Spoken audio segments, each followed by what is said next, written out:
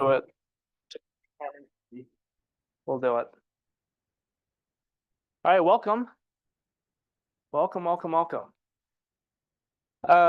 Were you here all of them last week? Okay, none of you were here all week. There's a little bit of a debate on what we're supposed to talk about today. But that's okay. I'm prepped for everything. All of it. I really did. I read the whole thing this weekend. And I've taught a handful of nights. You guys, my name is Clay. Clay Winder. I've been in this brokerage since literally day one. This office opened up back in, gosh, what was it, like 2008 in Alpine? It's actually Highland, right in front of the Kohlers. If you guys ever been to Highland, you know the intersection up there. That's where this office used to be, and then it moved down to Orem a few years after that. And I've been around for a very long time here at the brokerage. I run a sales team called the Red Sign Team. Have you ever heard of Red Sign? Our goal is to sell about 250 homes this year, and we're on track to do so. And we're pretty excited about it. So we move a lot of real estate. So I teach Ignite kind of casually because I want to make sure we cover like the most important stuff for the moment, right? Because markets change, business models change and get tweaked. There's obviously some fundamental principles and some foundations that I want to always make sure we talk about. And that's the nice thing about Ignite is it should give you guys a really good foundation. And then we kind of sprinkle the creativity on top and things like that. But that being said, I want you guys to like stop me, ask any questions you want, all of that. So first, before we get started, I am just curious, and I'll introduce Kim too. This is Kim, by the way. She's my assistant and the good looks and the brains behind a lot of the operations. So I'm glad you're here, and you can pipe in on anything you want as well. But first, I just want to start. Who is not licensed yet? Who does not have your license yet? Okay, we got two guys. You're in school right now. Okay, when you taking the test? You coming up close to it? What hour are you at? You got to do 120 hours. 40 hours left. How about you? Oh, you're to be done today then, huh? I finished the lab test, but I saw like 2 hours. It says I have to look at my. Awesome. What's the most important thing that you're going to learn in real estate school? All right, let me ask you this way. What has been the most important thing in your mind that you've learned in school so far? I would say just like all the regulations stuff that you follow. Regulations? What about you? So there's always a resource to go to figure it out once you are stuck. Yep, that's true. You have to join a brokerage, right? So you have resources. They don't want you winging it. That's for sure. Who's been in the business longer than a year? You guys all newbies? When did you get licensed? How long have you had your license? Beginning of this year. Okay. What about you? 2 months. Month? I think we've had it for 3 years.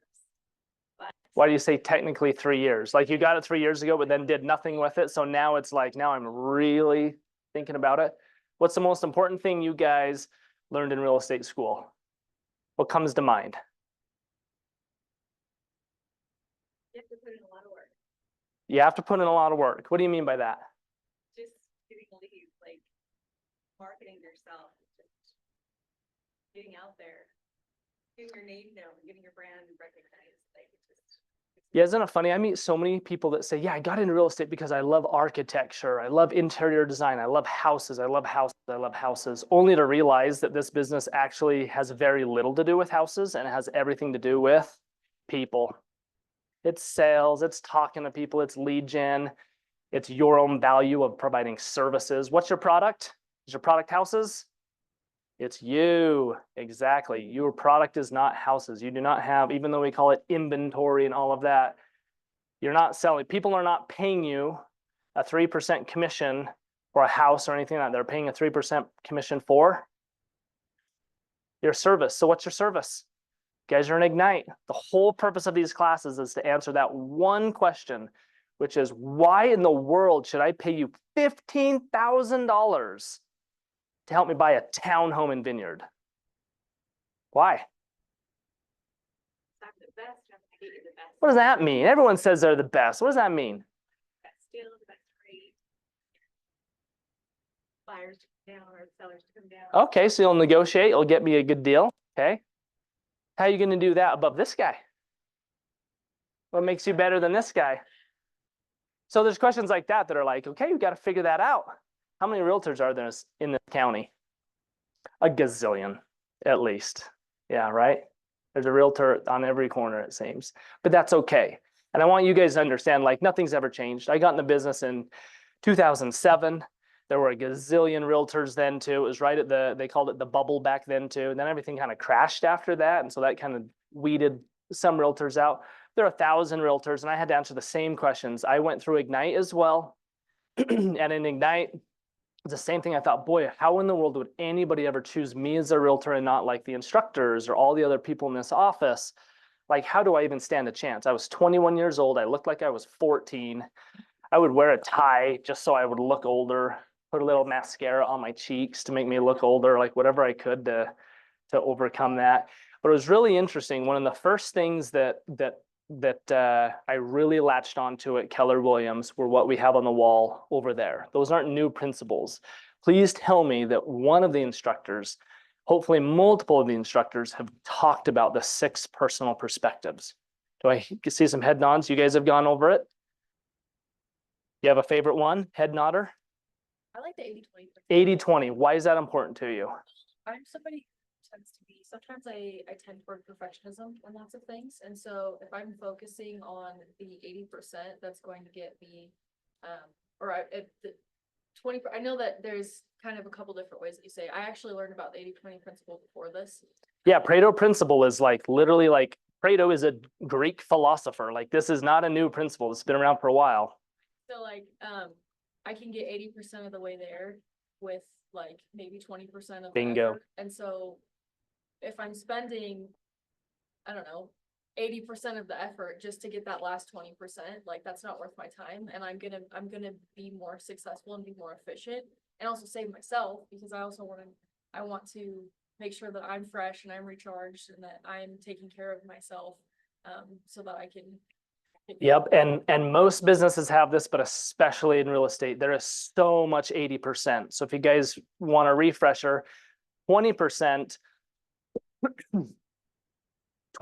of your activities lead to 80% of your results, right? Whereas 80% of the potential activities out there are only going to lead to 20% of your results. So when I say there's a ton of 80%, there's a ton of just whirlwind busy work that really won't yield the most amount of result. So constantly going through the coursework and meeting people and getting all these ideas and the whirlwind is like, it never ends, right? There's just always something else to do in real estate. Trying to determine, is this an 80% activity or is this a 20% activity? The 20% meaning that's the gold, right? That's the stuff that's going to lead to paychecks faster, is a constant battle. Any other ahas from the 6 personal perspectives that you guys have had? Welcome. Welcome, some pro guy. Do you guys know where they came from, first of all? So there's this dude named Gary, right? So Gary's a fascinating guy. He's the biggest nerd in the world, but he really has become a guru for me. When I first heard him speak, it was back in 2007, and I knew nothing about him. But when I heard him speak, what I realized on day one and clear till this day, he really doesn't talk a lot about real estate. It's fascinating. Like the way he teaches is about like inner work, like core work. He's almost like I wouldn't call him a Tony Robbins. He's not trying to fix your childhood trauma, but he's definitely trying to fix the way your brain thinks. And so when he wrote the Red Book, who's got a copy of the Red Book, The Millionaire Real Estate Agent? It's a really fascinating book. It's a little bit like a textbook, which can sound boring, but it goes over the 4 models. If you're going to be a realtor that wants to try to achieve $1 million, and he just picked that number just so there was a measurement tool, it goes over the 4 models to run a real estate company. And then you can sprinkle the creativity on top of that. But while he was writing that book, he interviewed thousands of agents. It was crazy. Years he spent time interviewing agents. And what he realized is before he even got into the models, that there was a way that people thought that led to more success. There were some basic thinking principles that he saw trends in. And he thought, boy, maybe you got to get clear upstairs here before the models and the activities and actions came forward. And so he bucketed all of those things into these 6 personal perspectives. And I'm sure there's a lot out there that he could talk about, but he said really at the core of the most successful, not just realtors, but a lot of business people, they have an understanding of these principles. And I'll tell you, my favorite one is number 3, move E to P, entrepreneurial to purposeful. This is a personal like challenge for me. Entrepreneurial in this context doesn't mean like start a business entrepreneurial. It means your natural abilities, just shooting from the hip, winging it, just you being you. And there's a lot of people that walk in this door that are just so freaking talented. Like they're just popular. They know what to say. They're funny. They're likable. Like, man, I bet you get on the phones, people just like you and you get business. And that's like awesome, right? They have a very high high lid, if you're familiar with the law of the lid, just based on their charisma, being in the people business that we're in. There are other people that's really tough. Like the thought of getting on the phone and calling a stranger will make them shake. It's scary, right? Who loves getting on the phones? Nobody don't raise your hand. That's a lie. That's the worst part of this business is prospecting, right? But we gotta do it. If you're not talking to people, you're not making money. If you don't like talking to people, you need to quit this job right now and go become a programmer where you can talk to computers. Just kidding, whatever. But I will tell you, like usually the number one reason why people get out of this business, I'll talk to people all the time in the hall and say, man, I'm just going broke. I haven't had a paycheck in a long time. I can usually just follow this line of questions. How many conversations have you had this week? Like asking for business. Well, I've just been busy. I went to Island Park this weekend and was like wasn't really doing, okay, well, how about just not like 2 weeks? Like how many like calls or like meetings have you networked? Well, I didn't really get on the phone this way, but I was like, it almost always comes back to that. Rarely do I have someone that says, man, I'm just not making money. And I say, well, how many calls did you make today? Well, I made 20 calls. I've had 10 conversations, 20 dials. Those people aren't telling me that they're going broke. And I don't care how your personality is. There's some very like dry personalities that are super successful in real estate. I always like picking on Dan Kennedy. He's one of my favorite people. But if you guys ever meet Dan Kennedy, he's a tall guy in the office, real tall. Dan's not like your funny guy at the front of the room, this and that. He is an introvert. And he'll talk this way. If he was right here, he'll talk about the fact that even though as an introvert, because he's able to go E to P, he's found a massive amount of success in this business. So the P, of course, is purposeful, and it's to get through that breakthrough. See that little explosion on number 3? It's like you're hitting your head, and your success only goes so far just with your natural ability.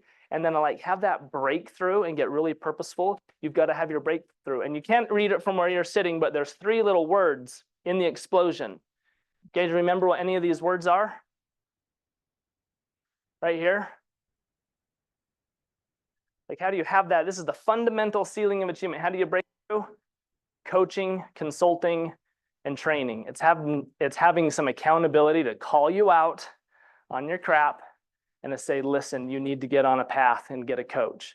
So early on in my career, when I realized like, okay, I was having a couple of sales, but I really wanted to have massive success, I really laid into getting a coach, having accountability, and having somebody like track my numbers and actually call me out when I was like, yeah, I'm not really having much success.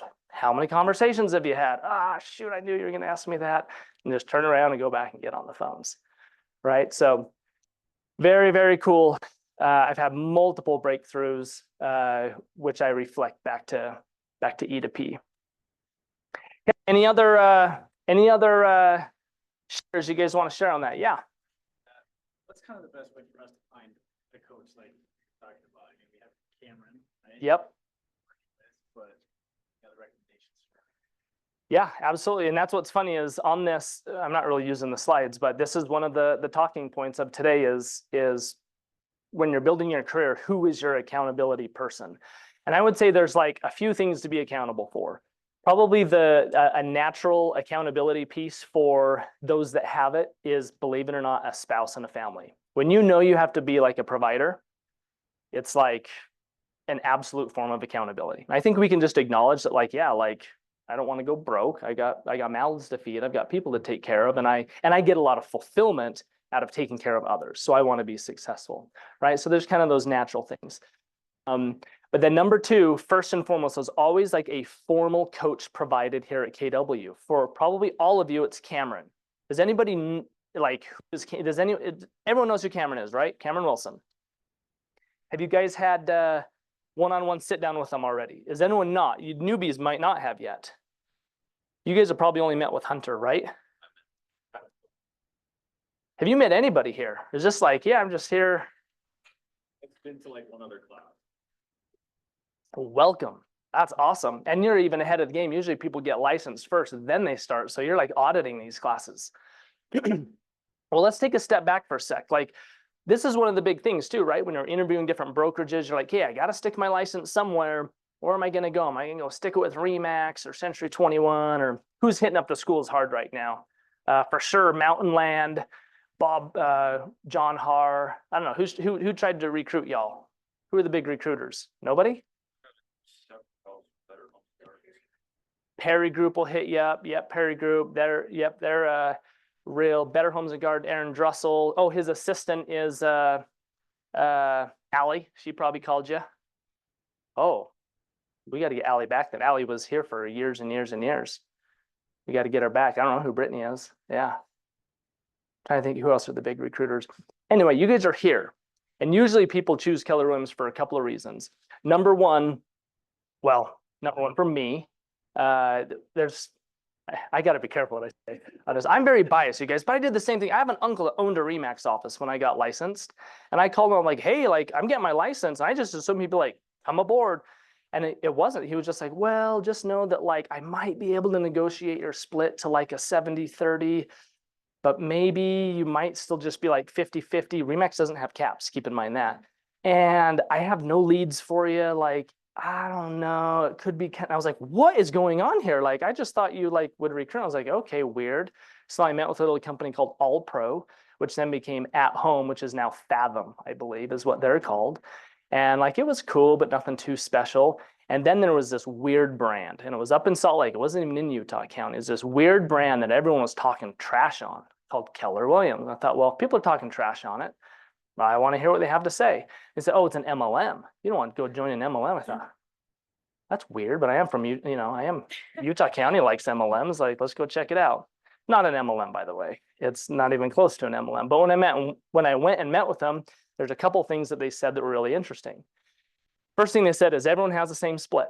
Whether you're the rock star #1 broker, whatever, or you're the brand new agent, you're paying the exact same split and the exact same cap. That split has a cap. You pay $18,000 a year, whether you're new or you're the experienced. That way the brokerage never becomes held hostage to some hotshot, right? Some big ego or something. It also means that everyone's equal in terms of resources.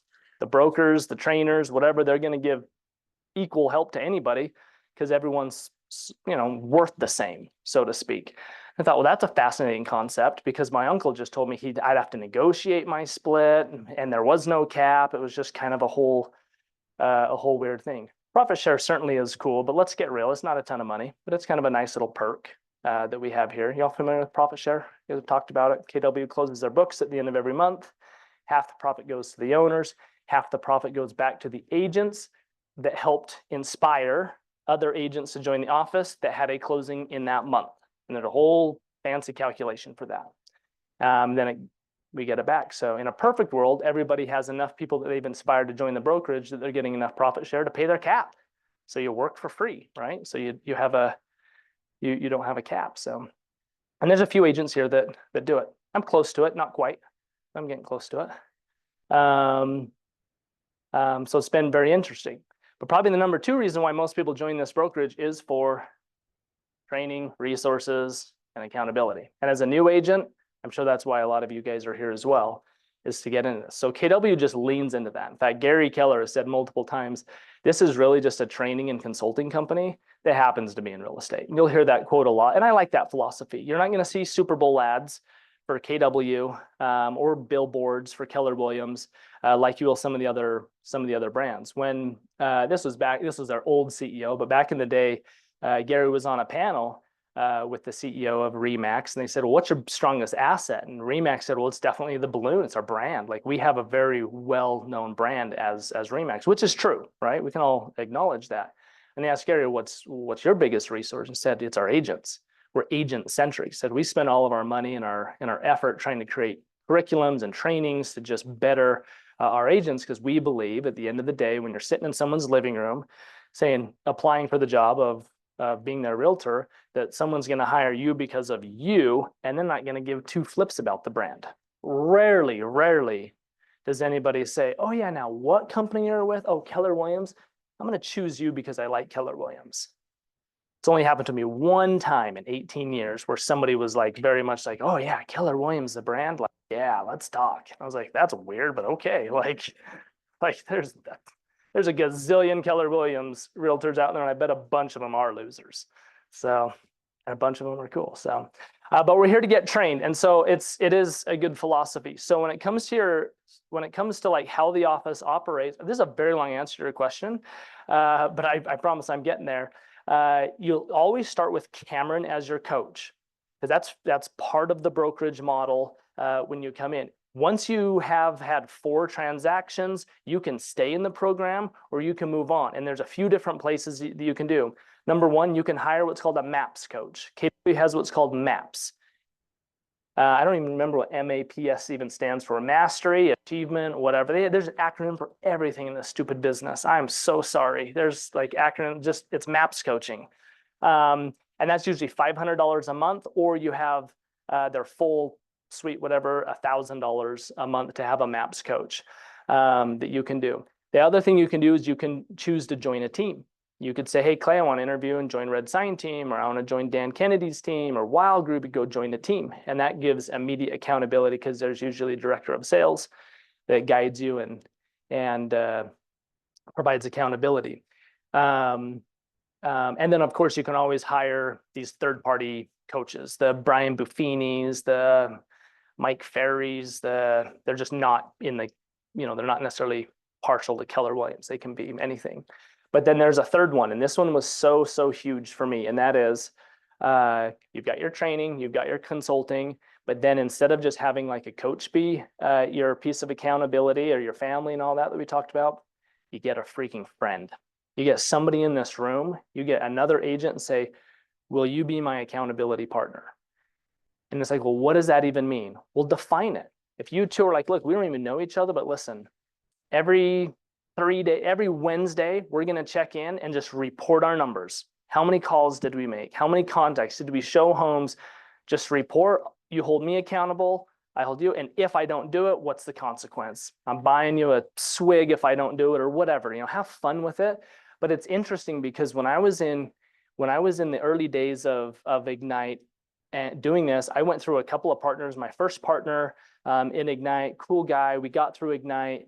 Made our phone calls. We were calling everyone like every Friday. We just kind of call each other and check in. And like still to this day, I'm friends with that guy. A couple months after that, I met another guy in the office. I was out of Ignite, but I met another guy and I said, hey, like, will you be my accountability partner? Like, I'll help you. And I was in the business only 6 months longer than him. Said, hey, let's just kind of help each other out, but let's be accountability partners. Well, fast forward a few months, we decided to actually become partners and share an assistant. We both started having closings. We got busy. We were reading the red book, and it's like, your first hire should be an assistant, like to help with the 80%, to your point. So we decided to share an assistant. We hired an assistant. This was in 2008, and it went very well. Fast forward, our partnership now 18 years later still exists. That guy is Johnny Christensen. And our partnership from literally right after Ignite, when we met each other as accountability partners, him and I own this building. We own Keller Williams together. And we own like 18 rental properties together. And like we're still partners to this day. And it's been an awesome, fantastic partnership. Now, I'm not saying run out and get partners and all that. Partnerships usually fail. They're really hard. We fight a lot. We have boxed a couple of times even and smacked each other around. They're kind of tough. But what it's done for me is by having a partner, I've always had an accountability partner where if I don't show up, I know I'm going to get called out. So I'm not going to like make you guys all buddy up, but I would invite you guys like get some accountability, get with a partner and start something small and start just with your calls, something like that. And then see where it goes from there, right?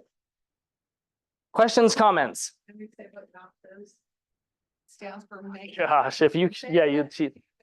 Productivity Systems. Okay, what does MORE stand for? Masters of Real Estate.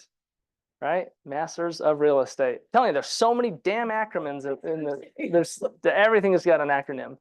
I bet Ignite stands for something, right? I just thought you don't know all these things. Like, Oh, it's like, it's brutal. Guys, my clicker doesn't work. it's about it. So I just use the mouse. Yeah. Okay, so again, I think you guys already, who was here on Friday? You guys went through this, right? 6 personal perspectives. We just touched on that, so I'm not going to go over all 6.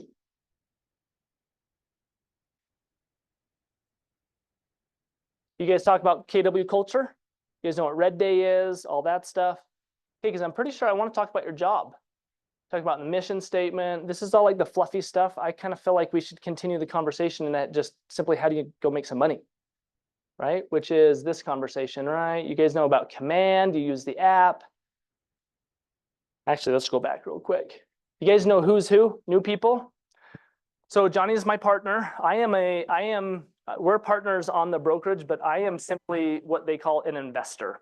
Meaning I actually don't have an official role here. Me and Johnny kind of divide and conquers. He runs the office as the OP, operating principal. I run our sales team, Red Sign team. So I make the real money, he makes the small money.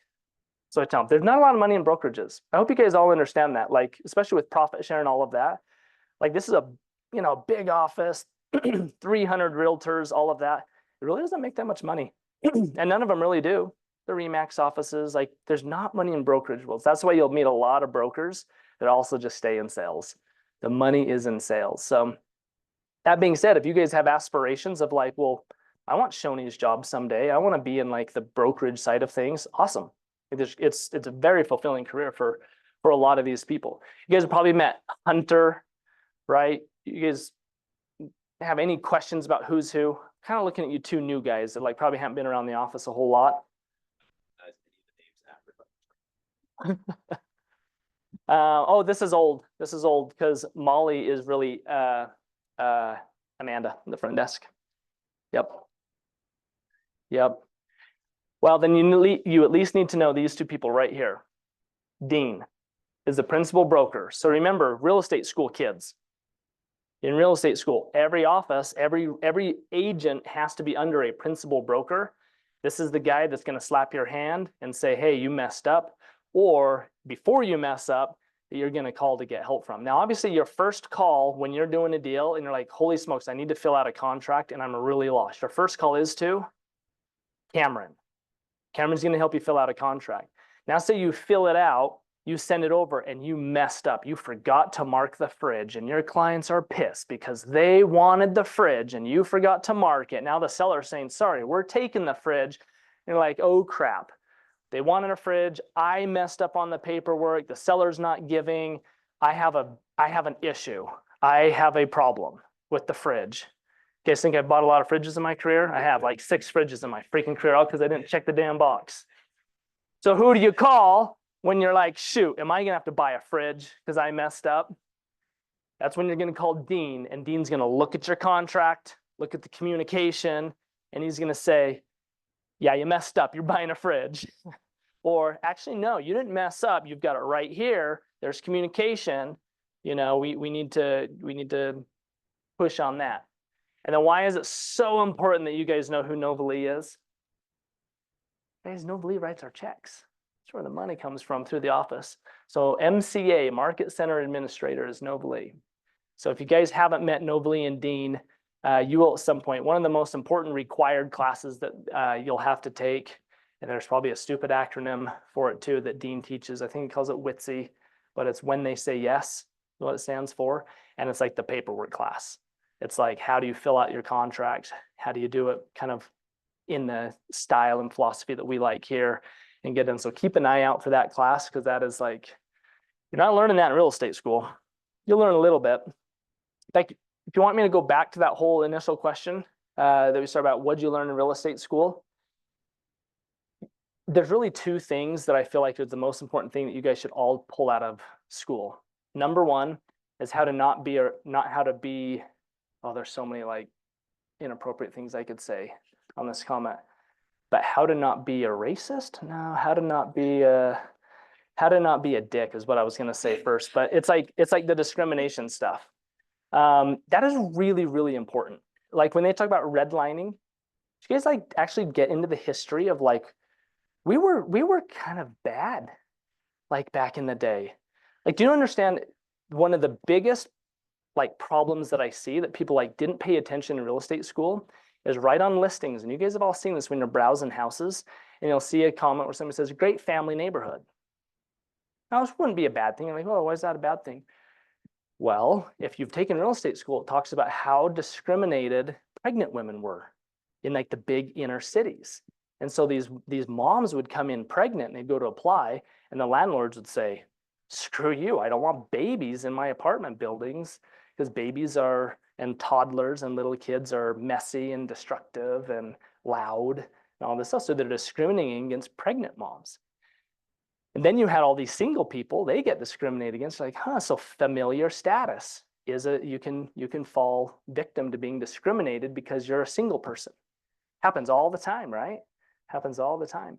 Then of course there's race, religion, great Mormon neighborhood, the ward is killer over here. Can't put that stuff on there, right? So there's some good lessons in just like really treating people equal, treating people with respect and not falling prey to some of those tempting things that we might say, which might discriminate against others. So that's the first big lesson you're going to learn. And then there's a second, and this is the absolute most important thing that you're going to learn. And there's a slide for this. This is why I'm touching on it, but I don't know where it is. It's buried in there somewhere. But that is the difference between functionary and fiduciary. What does that mean? Should we pick on you, back row guy? It's like, no. Who can I pick on? Give it your best stab. What's the definition of just what's the difference? Like, just think about what's functionary versus fiduciary. Like, why am I saying, like, out of all of the real 120 hours, in my opinion, having now been a broker and been in this business for 18 years, this is the most important principle you can get out of real estate school. We're going to ask the late guy. Functionary versus fiduciary. Have you heard that term before? Heard fiduciary. Heard fiduciary. So what's the difference? What am I talking about? Well, I'm holding it. Anyone else? You want to have a stab at it? Yeah. What are we talking about here? What's the difference? Just do the tasks, like filling out paperwork. Uh-huh. Things. Fiduciary is trying to get what's best for your client. So like negotiating and putting in the offer and giving them comparable values for their home. I love it. You're on track. Do you guys hear what he's saying? Like, and so let's recap it. Functionary, just doing a set of checklists, right? I'm just doing tasks. Say it louder. Bingo. And the fiduciary is why am I stopping and saying, why am I opening up this door? Because that's a functionary task, opening a door, maybe even filling out a contract. But the fiduciary is going to say, well, why are we filling out the contract this way? And most importantly, and you said it, and how does this maximize the interests of my client, the other person? Right? So it's not how do I fill out this contract so where I can make the most amount of commission, like get the freak out of this door if that ever crosses your mind, right? If it's about you and not your client, shame on you. But it's like, no. I'm getting paid $15,000 to help my homie buy a townhome in Vineyard for 500 grand. Like that's a lot of money, but what are they paying you that 15,000? Are they paying you 15,000 to open up the door? No. Are they paying you 15,000 to fill out the contract? Maybe, but no. They're paying you 15,000 because they want somebody to stop and say, well, why? Why are we doing it this way? Why are we doing this way? How do we maximize this? How do we make you the best deal possible? That's the most important principle in all of real estate school, in my opinion, is you deciding what kind of realtor are you going to be? Are you going to be a functionary realtor or a fiduciary realtor? And I know naturally coming out, you're like, well, duh, like this is so basic. Like I'm going to be a fiduciary, of course. But here's the thing. We have entire business models that are based on functionary. Can you name one? Homey, right? Assist to sell, help you sell. Like there are multiple Intermountain properties. And I know the owners of some of these companies and like they're good people, but they've just said, hey, listen, I'm going to be a DIY business model where I'm going to provide no fiduciary. I'm going to only provide functionary. So you come to me, I'll throw you on the MLS, your listing on the MLS for $500. Homie went even as far as having agents that would open up the doors, but they provided no fiduciary. It was functionary and it was cheap. And there's some people out there that said, hey, that's all I want. I just want functionary. I just need a door opened, or I just need a blank contract. I'll fill it out. And they did not want to spend the money to have the fiduciary. And I understand that. But that's definitely the minority, whereas the majority still really, really value the fiduciary. And our philosophy here at Keller Williams, and the message that I want you hearing in Ignite, is that we are the Nordstroms of real estate. However you want to say it, we are the fiduciary, like heavy, heavy fiduciary company. It's my opinion and my experience that I'm able to charge the most amount of money when I have the greatest level of fiduciary provided. I got an $80,000 commission check earlier this year. Or was that last year? When did we do Marco? Last year. Last year. So why in the world, and it was the biggest commission check in my entire career, one home sales, $3 million. Right? I was like, holy smokes, big attorney. I thought that's a lot of money. Like, did I earn it? Like, did I really earn that money? I'm like, gosh, like, I think I did. I hope I did. But that's where it's like, we do a lot of soul searching in this business where it's like, boy, like, did I understand the market? Did I understand the contract? So I understand the law, and am I a good enough negotiator that I can take all of that information and be better than AI, where I can say, hey, I do know the market, I do know how to negotiate, I do know how to get you the best deal possible. And I think I did that. He certainly thinks I did that and was more than happy to pay me $80,000. It's really cool when you like think of it that level and not just a $500 functionary step. It refers a lot of business to me. Yep. He's my divorce attorney, not my divorce attorney, but he's my buddy who is a divorce attorney.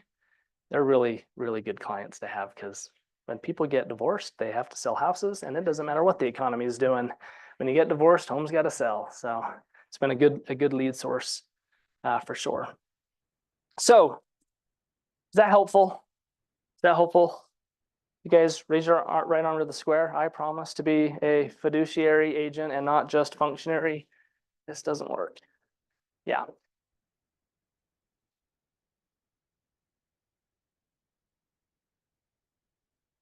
You guys went over your big why?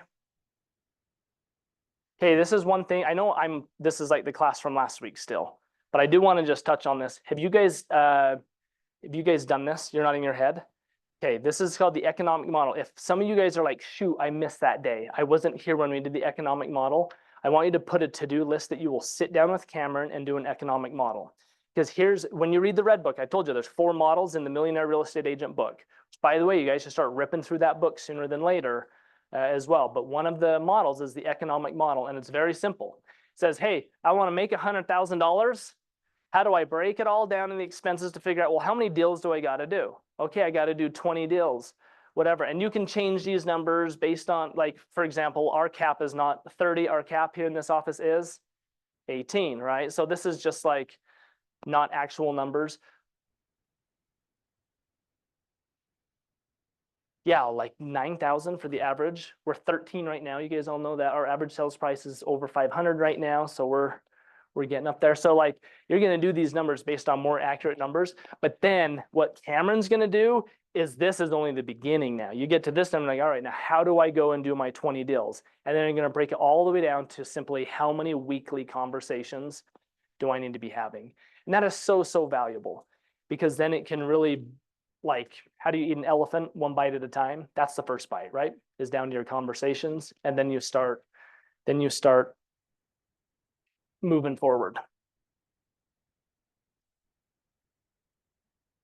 Can I say something about Yeah. those conversations too? Just because that's what a lot of what I do with foreplay is calling his sphere. And anyway, and I think that, you know, it's a process of really just kind of getting it nailed down to a real good one for yourself. And I do want to say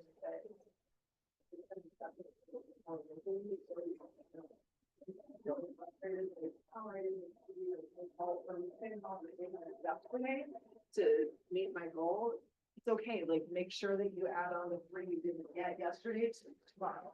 You know, it's like you you might have a longer day tomorrow to make up for what you didn't do the day before, because we do get super busy. Clay and I are very busy. And we're either out showing houses, or he's on the phones and I'm out, or vice versa, and it can just feel a little bit overwhelming and feel like you're not hitting your goals. And I think that's one of the big things that's really kind of sunk in with me lately. And the different things that I've been hearing, you know, in our Tuesday meetings and whatever, just listening to what other people do and how they're, you know, making it work, is making sure that I add it to my next day's, you know, goals. But it's easy to just kind of start getting a little bit frustrated and feeling like you're behind date, you know, and so that's just a little tidbit of information that it takes time to figure it out. But I think that's super important in knowing that in the beginning, once you come up with, you know, what your economic model is, and then knowing what your numbers are, and don't let your week go by without actually hitting those numbers. Add it to your next day and the next day and the next day, and don't finish your week until you've got it done, you know, and so that's my 2 bits. Yeah, it's of funny. It that. reminds me, I was in a mastermind with Gary last year, and we were talking about work-life balance and just what a myth it is, right? Like, I think it's like you're never perfectly balanced. Your life is always like has ups and downs. This kind of goes to your call, like sometimes like you just don't have time for calls for a couple of days. Like life does come up, you know, and then other days you're like, oh, I have time, so I'm gonna just rip through all my calls. And so you have these peaks and valleys. And Gary said, everyone just assumes that balance looks like this. And I was like, honestly, like if you really think about it, the whole goal when it comes to balance is just to get your life to actually look like this. You still have your peaks and valleys, but you're just as close to possible. And so in real estate, what I found is I rarely ever have a balanced day, right? Where it's just perfect. Like I've done, you know, 80% of my time was spent on my 20% activities. Now on Pareto principle, like my day usually is not balanced, but can I balance out my week? Yeah, I can get pretty close to that. And can I balance out my month? Absolutely. Right. And in real estate, one of the biggest challenges you have, in fact, in Ignite number 1, if you guys remember Ignite class number 1, a lot of that's usually the one I teach. And a lot of teachers skip it. Sometimes I skip it if we're running out of time. But like the very last page of Ignite number 1, it has you do like this commitment letter to your family or your spouse. Do you guys know what I'm talking about? Have you even seen this in Ignite number 1? Yeah, I think we keep skipping it. I don't know if I remember that. I know you probably don't remember, but in Ignite, I'm looking at your book right there. It's probably in there somewhere.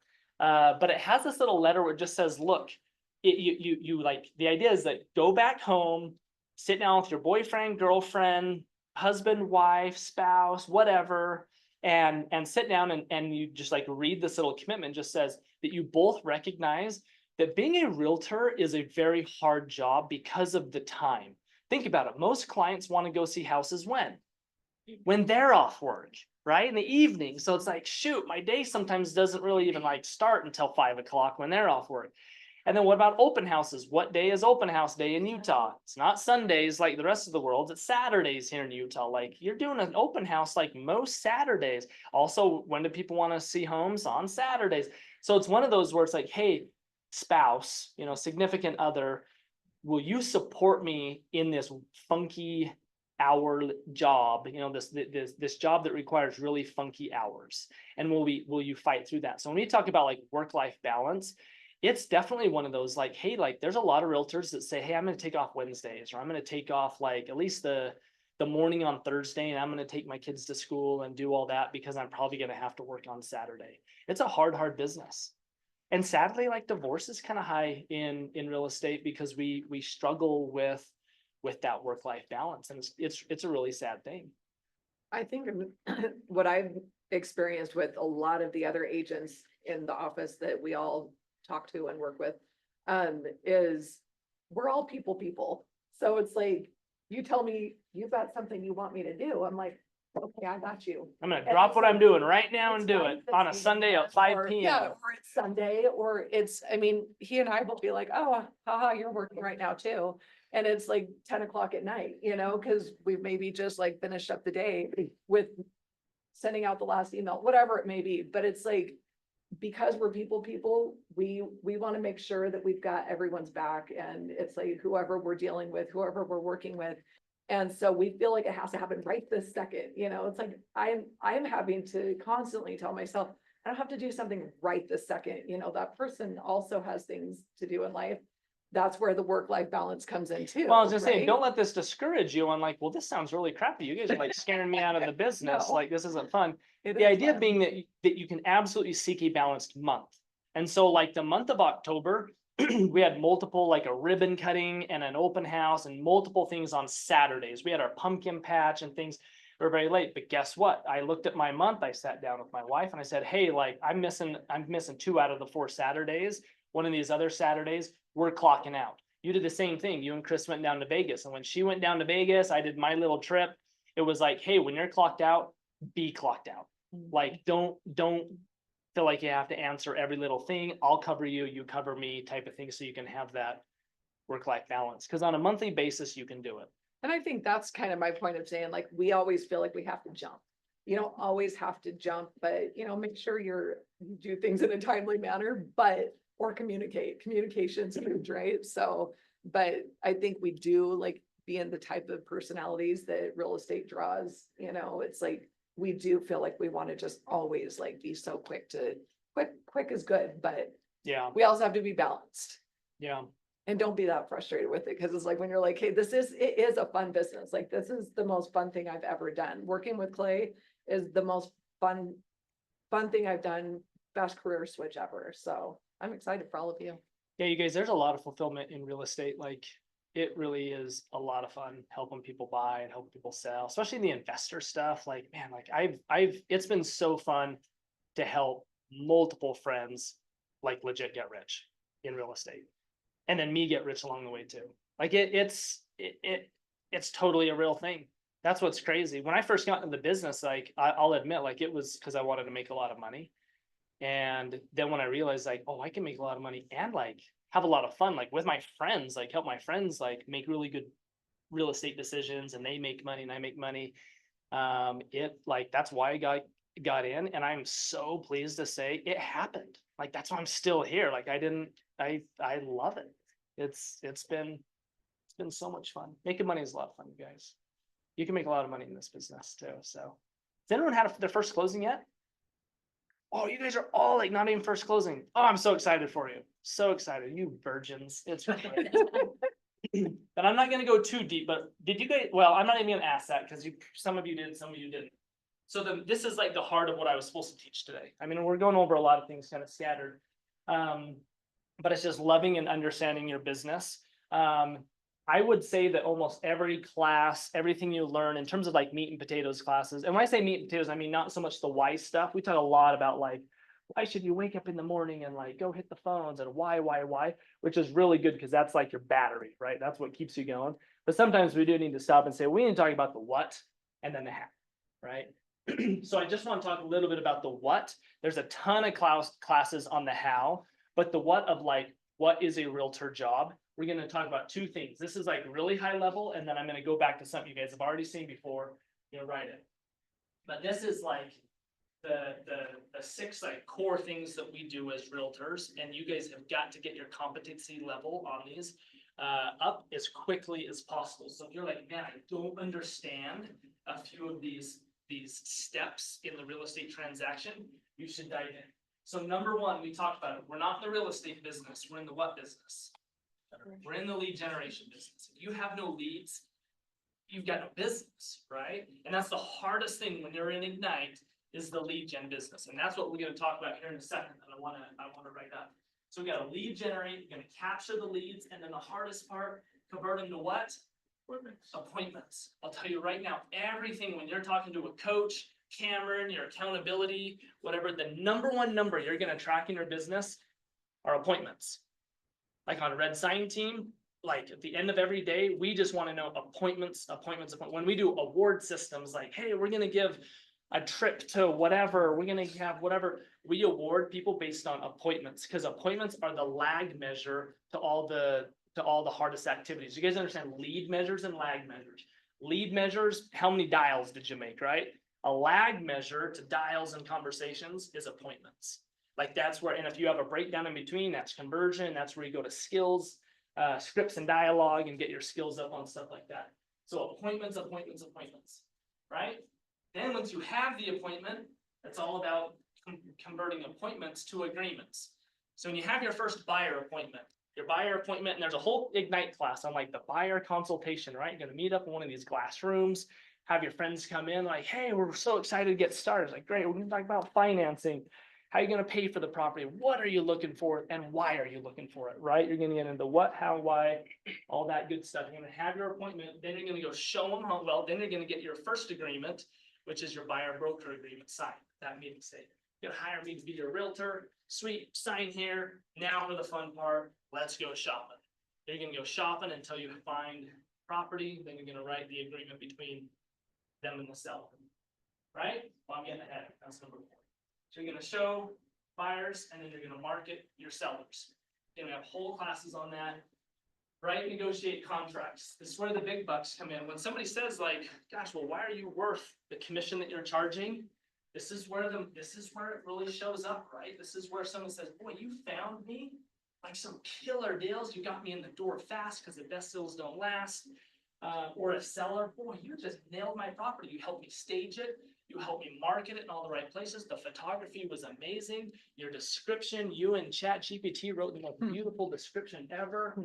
Like, it's showing well, you're doing killer open houses, you're door knocking, you're getting buyers in my door. The way you speak presents my home in good light. You're demonstrating the good value of my home, all of those things. Like, awesome, I'm earning my big bucks here. Then this is really where you win the big bucks.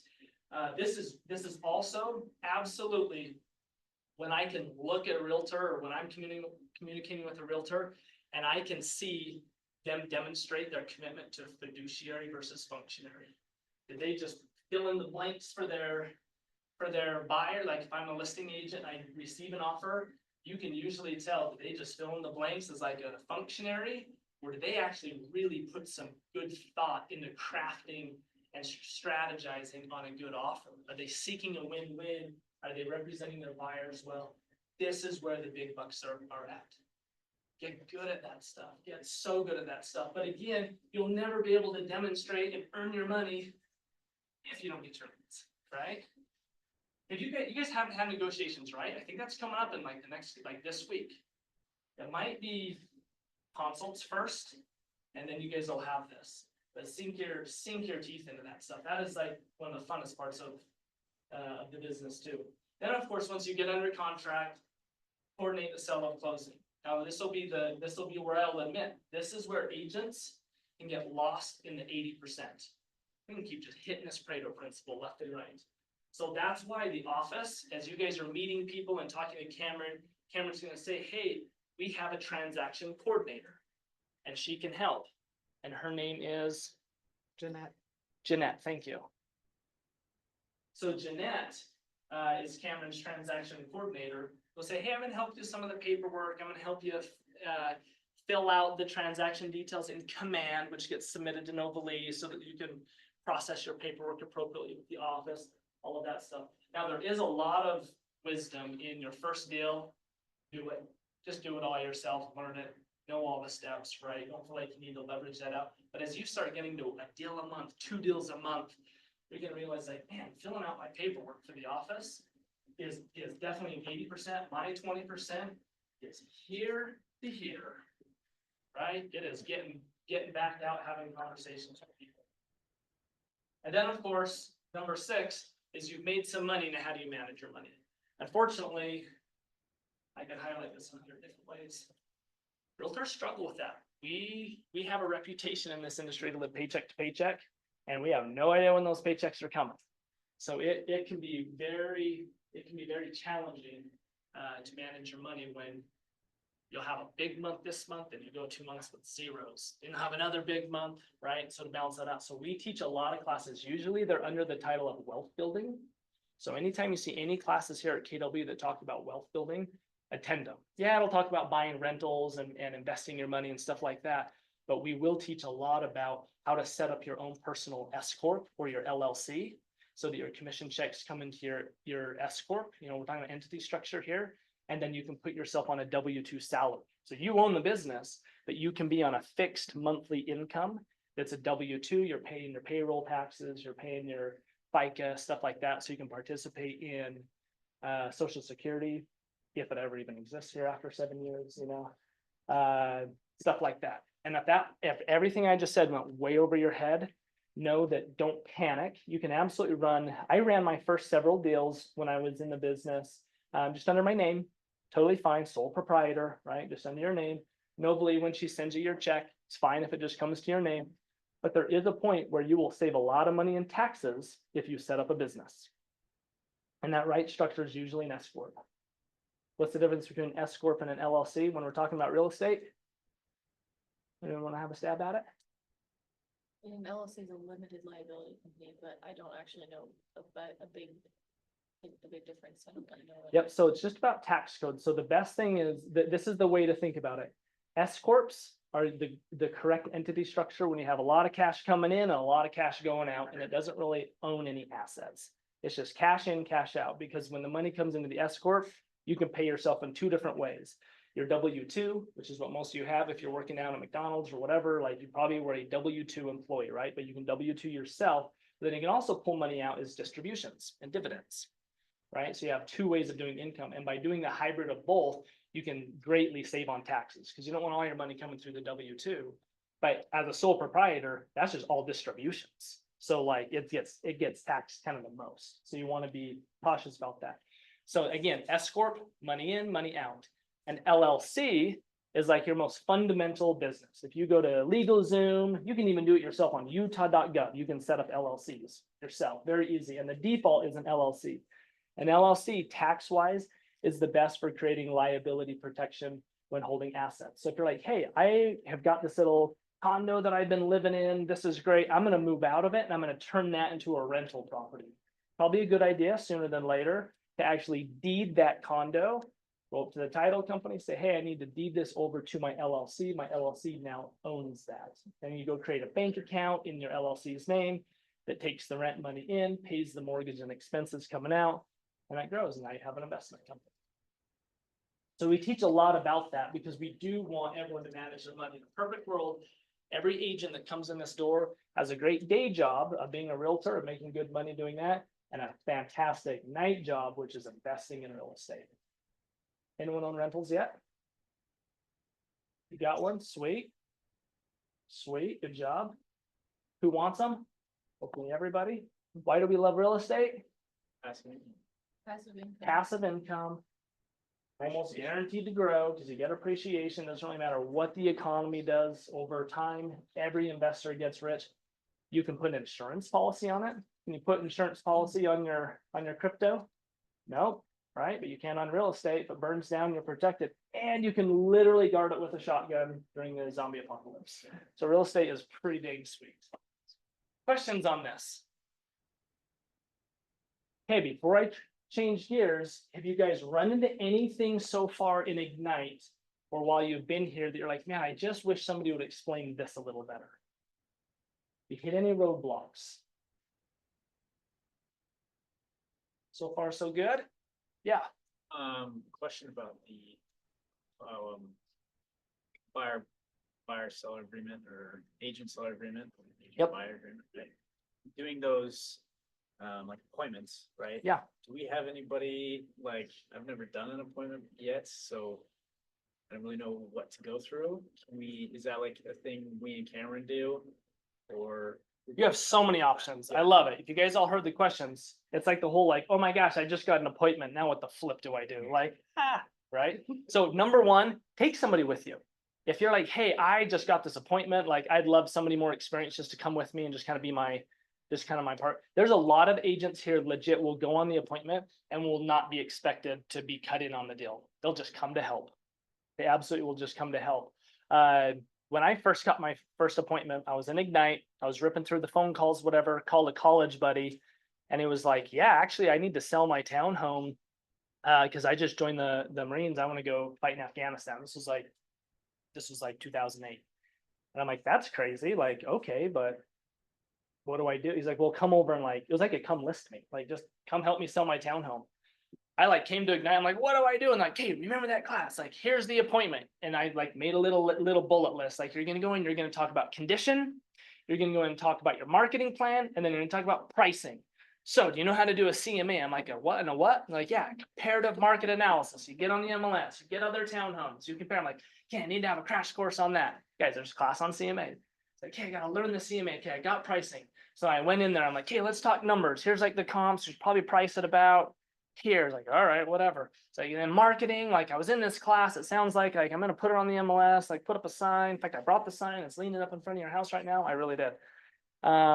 Go to the marketing plan, I'm like, hey, then condition, like, let's walk your house and like talk about it. I just like pretended to be a stager. I had no idea what I was talking about. Like, that photo is ugly. You should take it down. This should put this up, like, whatever, just totally winged it.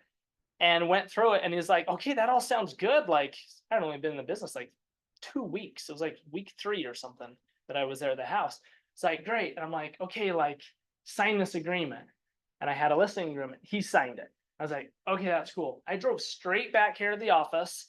I went in, we call it the bullpen. It's like the data desk areas. There's a couple other agents sitting up there. We used to have a bunch of computers up there. Now everyone's got their own laptop.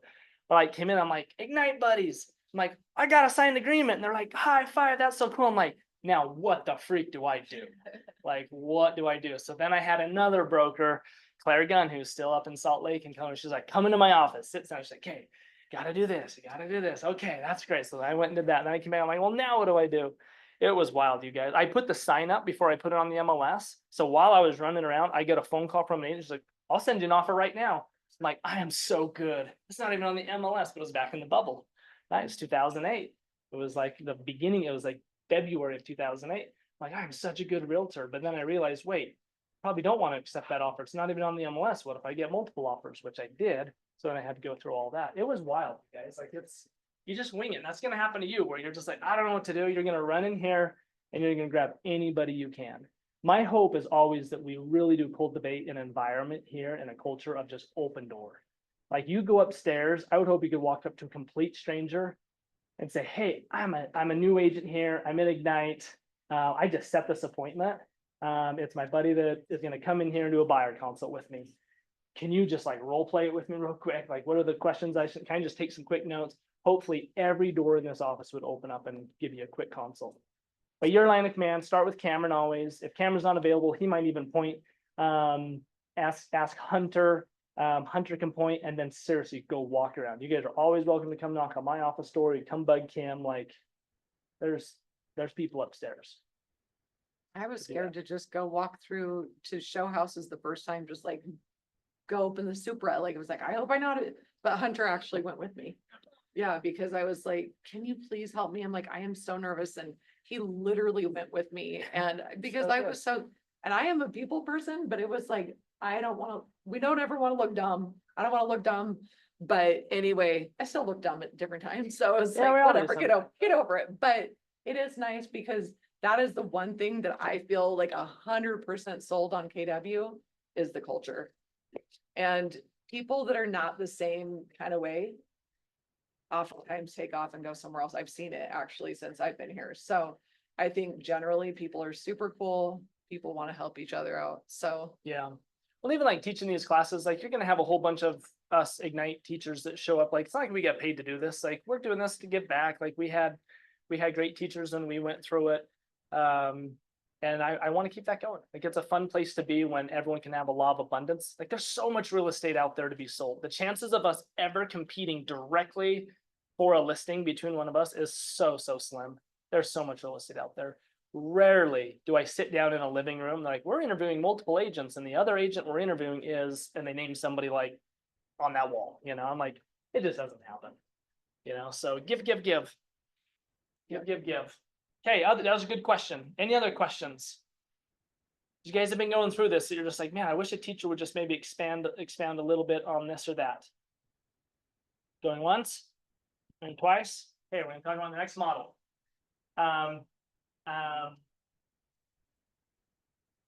You guys have all seen this before, but I want to go over it again. This is the question that hopefully all of you are asking, which is, what is my fastest way to a paycheck? What's the fastest way to get business going right now? Is anyone out showing homes? You have a client that you're actively showing homes to. Okay, so we need this bad. So if you guys, I know you've seen this before, because this is like basic Ignite, but I do want to talk about 10-4. You guys remember the 10-4? We're talking about it again. Well, you guys don't know. I don't see head nods. Just thinking about it. 10-4, 10-4. Teachers haven't been going over the 10-4. So if you were to say, hey, Clay, just cut the crap, what's the fastest way for me to get paid? I'm gonna say, okay, well, you need a client. Like the fact that you guys didn't raise your homes, you're out showing homes, like that's a problem. You at least need to have somebody that's like, yeah, I'm just kind of looking for a place. My rental lease is coming up here in 6 months. I'd much rather buy than keep renting. Awesome. Like everybody should be able to find somebody that wants to get out of their rental lease. So how do you find that person? I want you guys to get the 10-4 seared in your brain as something you will do for the rest of your career. Again, I've been doing this 18 years and I still do the 10-4 every single day. Okay, so write this down. Number 1.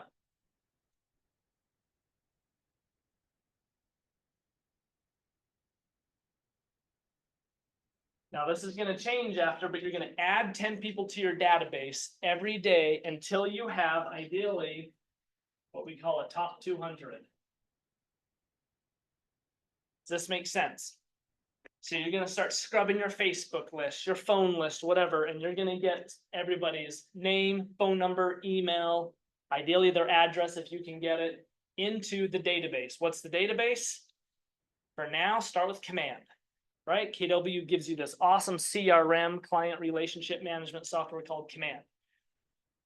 For years, I used a spreadsheet, right? Before Command's pretty new. Command's only been out a few years now. So before Command, there's a lot of different software out there, but Command is, we're all paying for it, right? When we pay that monthly fee to KW, what is it nowadays? 80 bucks? I think we're paying about 80 bucks, right? We're all paying 80 bucks. We're paying for the printers. We're paying for a lot of things, DocuSign, but Command, right? Command's like, hey, this is our CRM. So we're all paying for it. So use it. So add 10 people to that database every day until you have a top 200. What's special about 200 people in your database? Remember that economic model that we breezed past and I said, hey, if you haven't done this, do this.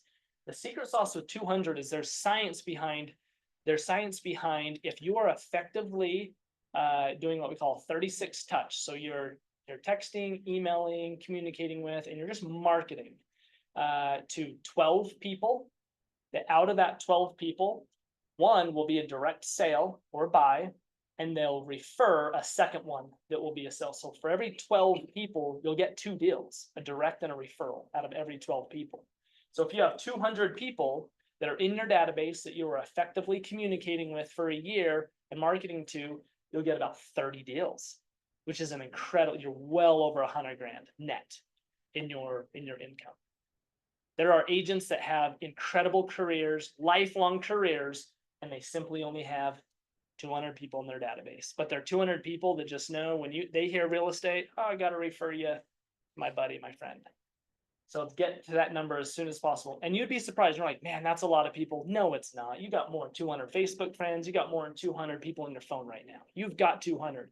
It's just, are there 200 people that you feel comfortable and confident reaching out and inviting them to the Santa Claus photo shoot that the office might do, or the pumpkin patch, or just to straight up ask them, say, hey, I'm in the word of mouth business. I'd like to ask for you to commit to calling me if you have a conversation with somebody that talks about buying, selling, or investing in real estate. Would you do that for me? Oh, you would? You're the best. Thank you so much. Right? Which is number 2.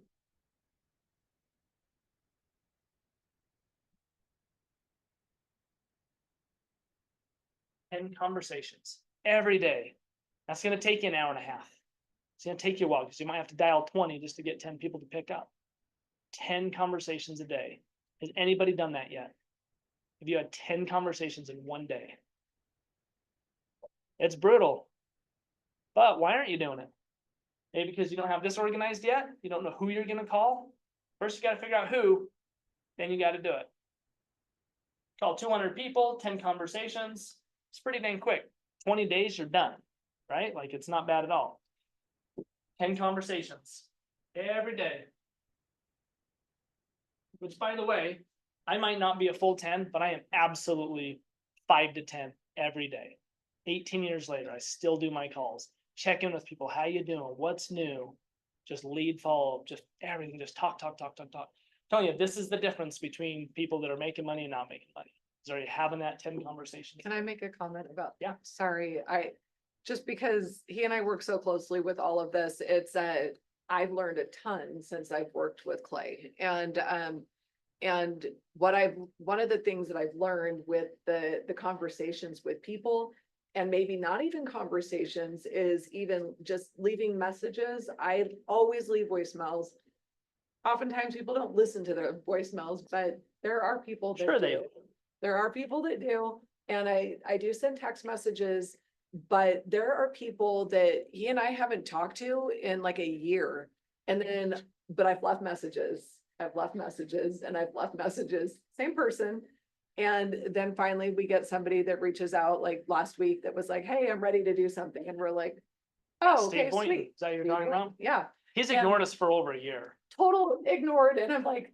And then you left him a message and then he called me back and Right. said, hey, actually, I do want to buy a house. I'm tired of renting. So he got divorced a couple years ago. We helped him through that. And he's just been, actually, I think he's been living with his He left me parents. a voicemail, but like immediately, because I didn't pick up, then he called you. So all of a sudden it became urgent. Yeah, You know what I mean? Like I wasn't fast enough. So then it was like immediately to Clay. I got to buy a place. I got to get out of Yeah, here. and so it's like, now we're moving forward, and so.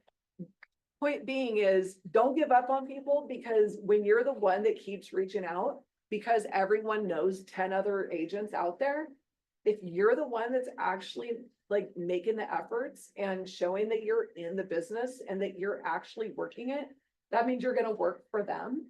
That's what people want. They don't want someone that's kind of in the business, right? Mhm. Like, they know Clay is always in the business, and I just help facilitate, keeping things rolling, but they know he's the guy, he's been in it for 18 years. Thank you for changing it to 18 years. You were saying Well, you 17 kept teasing forever. me. 'Cause I kept saying 17, so. Oh, good you job. teased me. No, but anyway, but seriously, I think it is that just constant push. And don't feel like you're being annoying, because that was kind of how I felt in the beginning. I felt like, oh, I don't want to be annoying because they don't even like reach back, they don't answer, they don't call back. But I've let that just go out the window. I'm like, I don't care, people can think it's annoying if they do, but they don't. I don't think they do. It's just a matter of when they're ready, they'll reach out, Hey, sorry, go on. Well, it's branding. You guys know all the, name 10 cereals. We can always name the top 2 cereals. Like branding matters. And so the quicker you can get into people's head is like, oh, I'm having a conversation about real estate. Like, yeah, I want to like buy a condo down by BYU. So my kids are renting from me instead of a stranger. It's like, hey, like, you should call me, like, does it pop up to like, I've got somebody that specializes in Utah County real estate? Like, and is it you? Are they thinking of you? Well, even like Dave Levine, it's like, Oh, yeah. here, My his neighbor. son had already gone out, found an agent, right? And Out so, looking at homes. Yep. yep, and then he was like, hey, son, you have to call Clay, like, you have to call him, you have to give him a chance, and whether we get the guy or not, the whole point is you've created a name for yourself, and it's like, okay, the son already had somebody else, fine, whatever, but it's like getting. But if your that name agent out, screws up, I've got the deal. you've Like, got I'm the just deal, on exactly. the sideline waiting for that agent to screw up. Exactly. And so it's really just so much of constants, of like going like call, and don't give up, Mhm. so. Our thank you card's dead. What do you guys think? No? Becca, our thank you card's dead? No? I would say they're more alive than ever because we don't get them very often, right? And when you do get them, it's really special. So I still have this on the list, especially your first year in real estate. When you are calling people using even the same script that I just gave you guys earlier, which is simply, hey, Becca, you may have heard I'm in real estate right now. And I love it because it's a word of mouth business. So I was just calling to ask, would you be willing to calling me when you have a conversation with somebody about real estate, whether they want to buy something or sell something, or maybe invest in a little BYU condo or something? Would you tell me about that when you have conversations with people? Thank you so much. That means the world to me. Fast forward here, I'm going to pull out a thank you card. Hey, Becca, thank you so much for committing to calling me when you have a conversation with somebody about real estate. It means the world to me that you'd help me grow my word of mouth business. Now you guys hear in that script, like a few things I like using. I love reminding people that it's a word of mouth business because that's how I've chosen to grow my business. I don't have a bunch of billboards. I don't have bus benches or shopping carts. We've got a lender upstairs right here that did shopping carts for 2 years and we have teased the crap out of him. How many loans did you get putting your face on a shopping cart where baby's butt sit? It's really funny. No, I'm a word of mouth realtor and it's way fun and it's free. It's not free. It takes a lot of time and effort, but it doesn't cost money, right? To be word of mouth. And then I always thought, am I saying, hey, thanks for telling your friends to call me when you have a conversation about real estate? I'm not saying that. Why? Why am I saying, thanks for committing to calling me and telling me when you have a conversation with somebody about buying, selling, or investing in real estate? Why am I choosing that language instead of just saying, hey, thanks for telling your friends and family about me? Thank you. Yeah, first, I want to give them hero status. Everybody loves being the hero. When someone's like, hey, does anyone know a good mechanic? And you're like, heck yeah, I've got a good mechanic. Boom, you give it. Like people genuinely want to be a connector. It's in all of us. We like being connectors. It makes us feel good when we hook somebody else up, right? So I want to empower them, be like, hey, you can hook your friend up by calling me and making the connection, right? But what else? Why do I want them calling me and not just giving my phone number to their friend? If their connections with you, their friend doesn't have the connection with you, so they're more likely to call you than maybe if they call their friend to call you. Absolutely. The chance of the friend calling me is far weaker than the friend giving me the friend's number and I'm calling them. I'm going to call 100% of the time. Are they going to call me 100% of the time? Probably not, right? But by doing it this way, I now have control. I have their contact. I can call them not only once, but I can also follow up with a text. You know, I can get a hold of them. It'll absolutely happen. It also allows me to reward my friend because if they give somebody my number, I want to reward that action. And if that friend never calls me, I don't know how to reward that action. You guys know Pavlov's dog? Ring the little bell. We know cognitive psychology. What I want to do is I want all of my clients salivating. Can I say that, right? Like Pavlov's dog. Meaning I have almost all of my SOI. They know if they call Clay and give a contact of somebody that's looking to maybe make a real estate move, even if it's like a long shot, they're getting fed. I'm sending them crumble cookies or I'm sending them a gift card to Cafe Rio. I'm doing something that's a thank you card that says, thank you so much for, referring so-and-so to me. Enjoy a date night on me. And it costs money. That absolutely costs money. But I have created through this cognitive psychology, an army of advocates that just know when they hear real estate talked, they're going to hook Clay up with the contact info and they're eating crumble cookies. Wait, can I say one thing? Yeah, because you send out all the crumble. How many crumble we sent out this morning, all right? Like we keep crumble in business. We have My one of business would crumble without you. What's our little cheesy saying we It's send to like people? that. Yeah, It's like basically that. like that, yeah. But we have one guy that literally gives He's us- so tired of he- crumble He cookies. gives us, I know we gotta come up with something else, but he gives business all the time. Every time I call him and I get a hold of him, he will say, I'll say, Gunnar, is there anybody that, we should be calling, and he's like, no. Actually, Every time. every time, and I'm like. He's a "Very he's a good Vivint guy. So, And he's one of the managers and he's always just referring his like new little door knockers. Like, actually, this guy just made like $100,000 last summer. I'm sure he has nowhere. He's going to go be dumb and buy a car. You should call him before he makes a dumb move and tell him to buy real estate. Boom, Yeah. gives us one of his new guys that just made a bunch of money. literally, there's 3 guys that I'm working with right now. Well, we're working with, I've been like trying to like kind of get them up. That are and just his summer going. sales bros. And they are summer cells. And anyway, they know nothing about real estate at all. They know nothing And- about making money too. You make $100,000, what are you paying taxes on? $100,000. If you go make $100,000 to buy a car, you're getting double tax. You're paying income tax on the 100, you're paying sales tax on your car. Oh, by the way, it's a depreciating asset. Like these guys just don't get it. They go make 200, 300 grand. They're buying freaking cars and boats and crap. And what they do get though is they totally respect Gunnar and what he does for them and, being. But I had to crack through Gunner's head because he was one of those too. And I said, Gunner, you're going to triple pay taxes on this crap. You've got to, like, if you're going to go buy the car, sure, go buy the fancy car. Just you better buy real estate too, because immediately when you buy real estate, you get all of your deductions. You get your mortgage interest deduction. You get income, you get appreciation, all these things which counteracts your tax burden. And this goes down to like really helping and teaching people, you know, why it's important to. And that's the fiduciary you're talking Yeah, about. When exactly. someone's like, hey, I think I should just like sell my house and buy a boat. Like, I'm the realtor that if you say that to me, I'm gonna slap you. And I'm gonna say, you better, if, in fact, anytime anybody calls me and says, hey, I'm thinking about selling my property, I'm gonna give a gasp of like, tell me what in the world is better on earth for your money than real estate? Because you better sell me and you better sell yourself. And the right answer better be, well, I'm moving it to another piece of real estate, or I'm moving it to education. I'll always be an advocate for, hey, I'm paying for my kids' college or my own college, like I'm selling real estate for that. But if it's something stupid, like I'm gonna go blow it on my money, then I'm gonna say, okay, you must have just read Die with Zero. You must be like, have hit your achievement in life. Like now you're in the liquidation phase. Sure, have you earned it or not? And I'm gonna give them a real hard time. And I tease my friends like this all the time because I want them to be building wealth. I've even changed, like, right on claywinder.com. I don't say realtor anymore. I say real estate wealth advisor. Like, I want to talk about the whole enchilada with people so I can really get into the fiduciary of like, what's your big plan here? Like, well, why are you buying these properties? And when people are like, well, I'm buying this property because it has a pool and all this cool stuff, I am going to be the guy that says, are you really at that stage in life? Or should we maybe just buy one more home that you can convert to a rental, then buy the big home? Like, have you really, are you there yet? Like, let's just talk strategy. Like, do you have a good real estate plan as you're buying these properties? Well, and I think that that's what it kind of goes into, you know, the fact that you taught Gunner, you helped him, you He's bought educated 3 rental him. properties from me. He made like $1 million one year. I don't know how that kid did it. He must have bloody knuckles or something.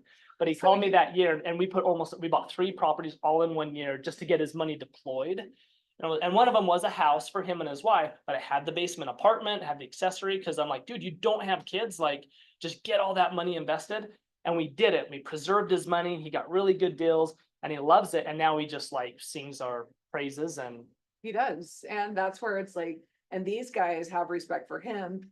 Gunner has respect for Clay. He passes that on through, and that's just really kind of how the cycle goes, you know, as long as you are doing your fiduciary and you are showing up for people in that way and making sure that you're educating them. And it's not about just one transaction with somebody, right? You're like, oh, sweet, I just did a deal. It's like, okay, let's keep following up and making sure that you're ready to do that deal for someone else they know, or, you know, whatever that may look like. But it's like, it's just so fun and cool every time he does it. I'm like, I love this guy. yeah, it's You awesome. know, it's awesome, but it also goes back to what did you do in the beginning and how did you set that up, you know, and. If I what had did you help 200 teach them? gunners, I'd make $1 million every You've year. got quite a few of them. Yeah, I've got a handful though, but you're You right. do. I mean, that's the thing. That's years of doing this crap. I legit probably have 20 people that are just like, I would call core advocates that are just like constantly giving me referrals, and I should be sending them all to Disneyland. Like that's the cool thing about this business. You just get some solid people. Like, it'll take a while though. I will tell you, when I was in Ignite, I was doing everything the teachers told me. I was cranking through this. I was adding my 10 people, making my 10. Then you'll talk about the 36 touch. You guys have all know that term. If you don't, write it down right now. Get my 36 touch in place. Once you have your 200 people, you're touching them 36 times a year on either a phone call, a text message, an email. That's when you get creative too. Have fun with it. If you're an events person and want to throw parties, cocktail parties, whatever it is, like have fun with it. That's where your brand can really shine, is in your 36 touch. But when you're doing your 36, well, when I was doing my 36 touch, it was all outbound, and I got started January 3rd of 2007. It's 2007 I got started. I did not get my first inbound until November. So 11 months after just like going through this, my uncle called me and said, hey, I've got a guy that works at my company. He's fallen on hard times. He needs to sell his little condo in West Valley City. And I was like, what just happened? Like, wait, somebody called me with a referral? Like, it was like mind blowing, but it was like dance on the rooftops. I got my first call that was inbound and that came in, but it took 11 months of like dripping. But then guess what? It started to happen more. It's totally snowballed. My first 6 months in real estate, I sold just one townhome. My buddies that I told you about that went to Afghanistan. I sold one townhome in my first 6 months, and I was pretty discouraged. I was like, man, like I didn't have another job, so I was like credit card debt. It was rough, but I was like really committed to it. But then it all started to take off. Like after 6 months of just keeping my head down and staying to it, my second 6 months was a deal a month perfectly. So I did 7 deals my first year, and I got out of debt by the end. I only made like 25 grand out of all those deals. Remember, 2008, my average sales price was 115 grand. Wow. I'm a poor kid from West Valley though, so like I sold a couple double wide trailers, like that little condo, that little condo that my uncle called me about. I think we sold it for like 80 grand. Like we're in a different world now for sure, but it was like, wasn't a lot of money, but I got out of debt. Then my second year, I did 26 deals. So it was like 2 a month. I was like, okay, now I'm like making more money than my dad. Like, and this is great. My third year was like magic, 49 deals. Bought rental properties, like it took off from there, and the rest is history, right? Yeah, Becca. That was like the worst market we had in Utah. Yeah. Yeah, my third year was 2009. So I got started, or 2010, whatever that adds up to. And it was literally like the worst. But guess what? I didn't care. It was probably good that I was a 21-year-old naive person when I got into real estate. Because when they're like, oh, the world is crashing, like August of 2007, I was only in the business 6 months, like the world is crashing. And I'm like, I got nothing to lose. Like everything I own could like fit in the backseat of my car. Like, you know, I had a roommate, like my cousin was in my bedroom with me. Like we were on bunk beds, you know, like we didn't care, but we owned that condo. Yeah, it was rough. But to your point too, like we're in a shifting market right now. And so that market, I very quickly said, okay, I need to learn what short sales are, how do HUD homes work, how do foreclosures work. And I learned it and I specialized in them and had a lot of success that way. Especially when buyers would come and say, hey, I want a deal. I'm like, well, in this market, there's a lot of deals out there. So what's a real deal look like? There's a lot for sale and a lot of distressed properties, lots of short sales, lots of HUD homes, all of that stuff. Which brings me to my fourth point, actually. Good little segue.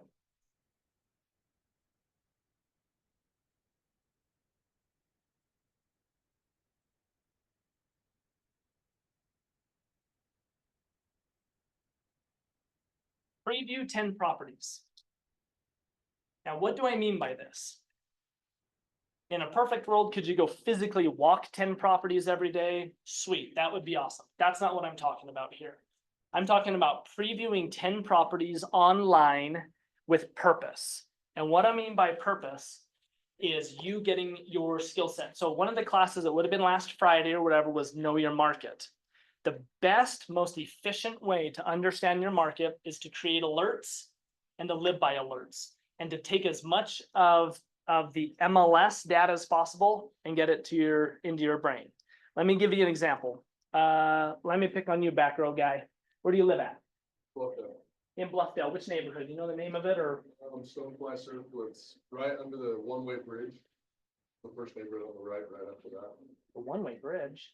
Oh, the one-way bridge. Oh, yeah, where I almost die every time when you go under the one-way bridge. Yeah. Yeah, I know exactly. Wow, dude, you're in the rich part of town. I live in my in-laws basement. Yeah, that's it is the rich part of town. Yeah, That's right. that's an amazing neighborhood. Yeah. So let's pick on that neighborhood, and let's pick on Independence too. You guys all know Independence? You're realtors now. You better know Independence. One of the hottest communities in all of Utah. It's in Bluffdale, right there, and it's going to expand and really just take over the prison site. Independence is all that stuff. When you're going around the freeway and you look down, it's all that stuff. There's thousands of homes that weren't there 5 years ago. And I'm saying like at least 1,000, if not 2. There's probably 2,000 homes that were built just in Independence in the last 5 years. And he lives right around the corner from you. You've got a front row seat of seeing all that stuff get built. Beautiful down there. A lot of people don't even know it exists because there's kind of a little goalie in there. So the best thing for you, if you want to just like become the expert, get the MLS. I always tell people start with a niche market, and the best way to start is where you live right now, because that's where you're going to have conversations, whether you're going to church or walking your dog, talking to a neighbor, and they say, what are you doing in life? You're like, oh, I'm a realtor. And they're going to say, oh, so what's going on with the Johnsons around the corner? And I promise you, if you say, the who? Like what? Like, yeah, the house for sale on our same flipping street. You just said you're a realtor and you don't know what's going on with the Johnson's house. Don't look like an idiot. So for sure, start with your own neighborhood where you're going to get on the MLS. You're going to create an alert. You guys all have MLS access now. Probably not you two new guys yet, But the second you have them, in fact, set up an alert on kw.com if you have to for now. Do something, but get an alert set up for your neighborhood that says any real estate activity, I'm gonna get an email notification so you can start bird dogging that market. And you can absolutely know, so when you're walking your dog outside and your neighbor says, hey, how you doing? How's real estate? And you say, it's going good, even though it's not because you're broke in Ignite, trying to learn everything, it's going good. They say, hey, by the way, what that I saw a sign pop up down there.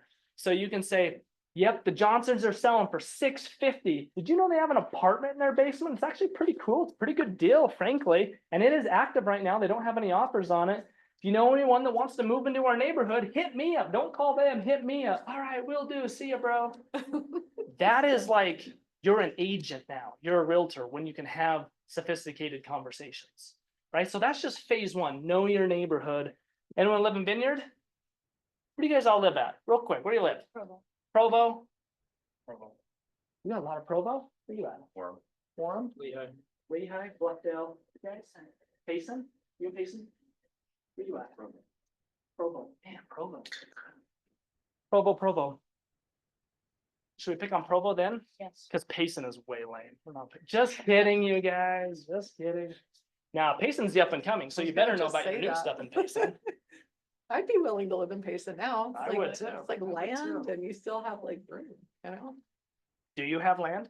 Where can you buy 5-acre lots in Utah County? Why have land? Someone says, I want a big piece of land, I want at least 5 acres, but it's gotta be in Utah County. Where can you buy 5-acre lots? Benjamin and Payson and West Mountain, and that's it. Like, literally, that is it. If someone's like, well, no, I don't wanna be that, I'd rather be in North Utah County, does not exist. Does it exist in Eagle Mountain? No. There's a few 5-acre lots on Cedar Pass. And that is it, but those come up for sale very rare, the Cedar Pass lots, right? So other than that, if someone says, I want 5 acres, great, we're going to Lincoln Beach, gonna go down to Payson, we're gonna go down to West Mountain, maybe, probably even nothing online right now, maybe there's one. That's about the only place where you have 5-acre lots. Now, how do I know stuff like that? Well, because I review properties, it helps that I've had a buyer that wants land, and I've looked at it for years and years, but I understand it, right? So let's pick on Provo. You guys that are all saying, hey, we live in Provo. Do you know just like the fundamentals of Provo? Do you understand how BYU housing works? How does it work if someone's like, hey, yeah, I'm in real estate, and someone says, yeah, my dad actually was talking about we should buy a property because my little brothers and sisters are going to BYU probably. Thinking about buying a rental property around BYU. What do you think? Is that a good idea? How can you answer that question? You can say, well, actually, the freshmen have to live on campus for their first year unless their daddy owns a condo. Did you guys know that? The one exception to the rule. Freshmen have to live on campus for the first year unless they have a waiver and can live with family. It's the only exception. So yeah, it could help to know that, right? Where's the coolest place to live around BYU if you're a BYU student that wants to live in daddy's condo? Yeah, you know the answer to that. It's kind of cool, but Can you buy in the villages? no. Can't buy in the villages. So where's the coolest private place where daddy could buy a condo for their kids? Rock Canyon. Rock Canyon, maybe? Yeah, over by Rock Canyon again. Belmont. Belmont's where all the babes were, back in the day, right? Or- Had the pool out there, because they have guys buildings and female buildings and I didn't go to BYU, by the way, but I've sold a lot of BYU real estate because parents just had this thing where like, oh, if I buy by BYU, it just guaranteed success, which is not true. Especially when the church announces, hey, all girls can go on missions at 18 now instead of 21. Want to know what the female housing in BYU looked like? Ghost town. Every investor that owned a female BYU housing unit went broke for about 18 months because all the BYU girls went on missions. It was crazy, like it had a ripple effect and it took a couple of years to adjust. Interesting. So you Provo people, I want you to understand your Provo market. What I mean by that is start with your neighborhood, of course, so you can have your neighborhood conversations. But then I want you to expand to the niches that you love and that you want to focus on. So who's the youngest person in the room? Any like 20-year-olds in here? You're 23? Anyone younger than 23 or is he the youngest guy? All right, 23-year-olds.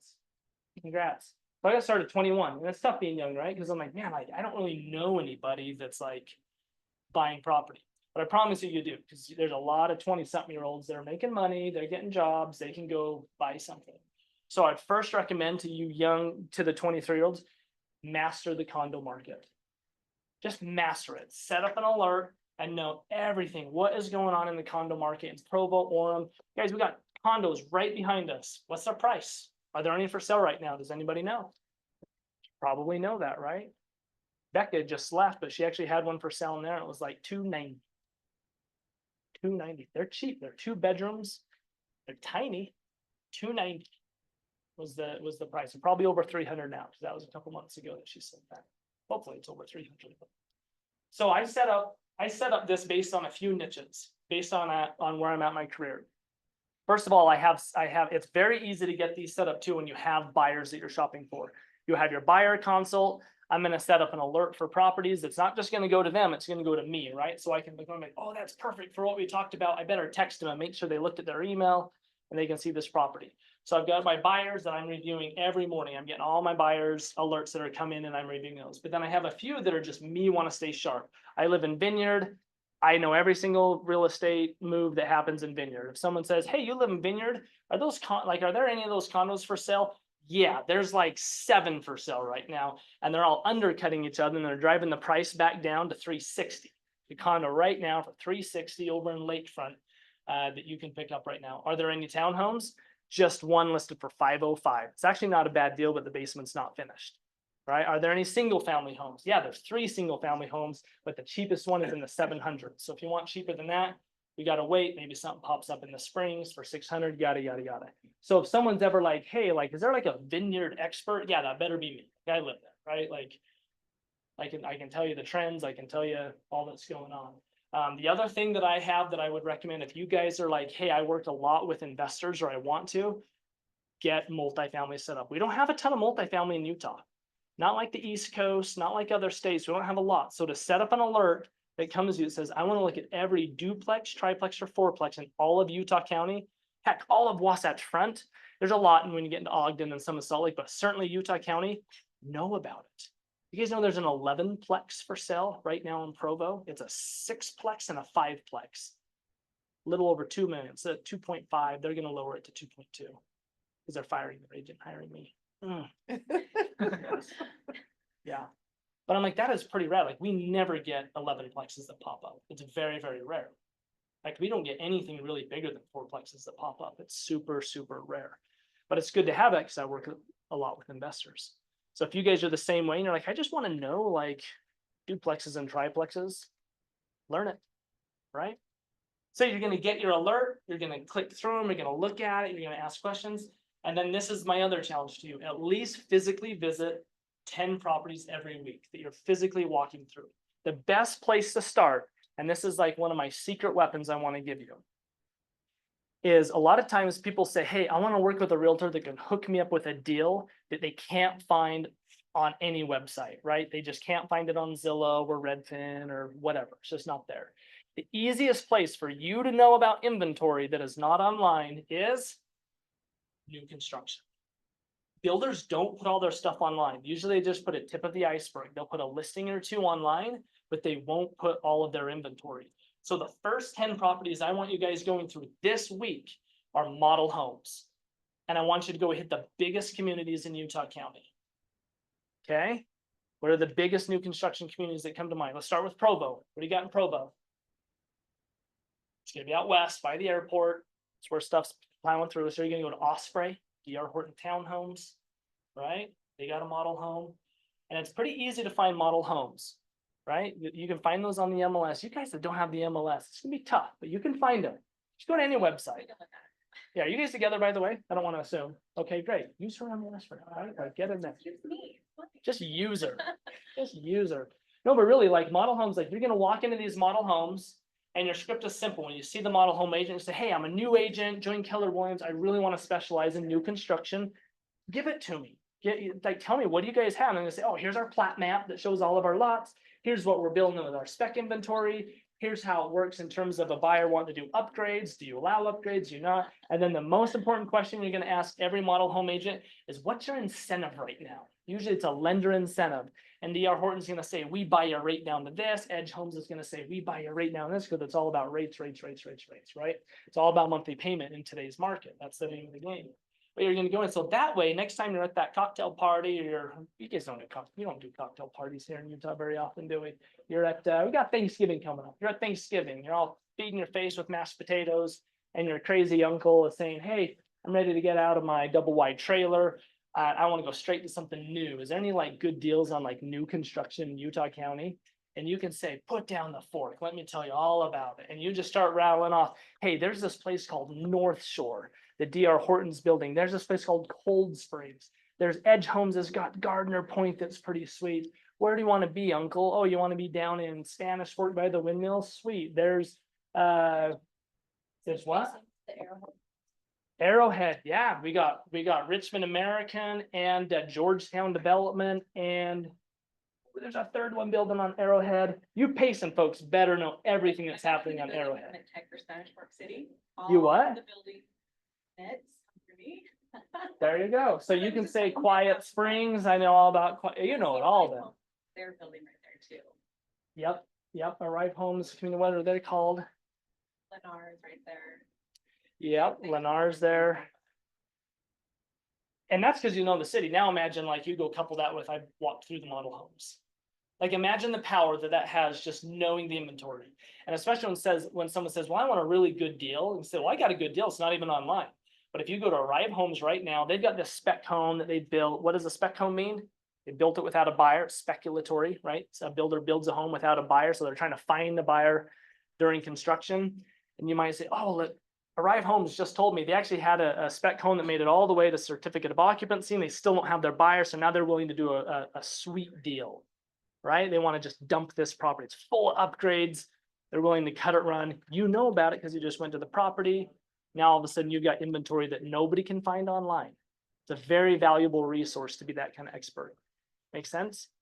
So raise your hand and swear. I commit to going to 10 model homes this weekend. Should be a good weekend for it, right? Unless it's gonna snow. But even then, go see them anyway. I had an interesting experience on Saturday. I've got a couple that I'm working with and we've been looking at all the new builds out in Saratoga. And then we were David Weekley out there. They like David Weekley. And so they wanted to look at Pleasant Grove. Well, I've been in the Pleasant Grove model home like many times now. I've taken several people through there. I've just gone in myself. I did a little walkthrough video for somebody. So I've gotten to know that agent that's there in Pleasant Grove. And so when I walked up, this just goes to like when you're out there and you're walking through these places and they get to know who you are and you're an agent out there. They want to know you as well. You're bringing someone to them. So I walk up with my couple that I'm working with and he comes out of the house. He's like, Kim. And I was like, oh, wow, that was a nice intro. But anyway, so he was super happy. Makes and you look good in excited. front of your clients. Yes, exactly. It totally made me look good. And then we walked through and then he came down and checked on us. But before he walked down, the people that I'm working with, they said, we're so glad that we started working with you. And we were starting to have this conversation, but I do also think it had something to do with him walking out. I'm like, hey, Kim, it's so good to see you. Anyway, and then when I was getting ready to leave, he had somebody he was working with that was around the corner in one of the cubicle offices. And he pokes his head around the corner and says, are you an agent? And I said, oh yeah, I am. And Stuart goes, she's one of the best. He doesn't know if I'm the best or what I am, right? But he likes me. And so anyway, it just goes to show like when we're getting out there and we're meeting people, show up in, in the way you are and who you are, things start coming back to you. Well, It's it goes a kinda long cool. way when you actually have a client with you, for Yeah. that not to be the first time you're walking into a model home.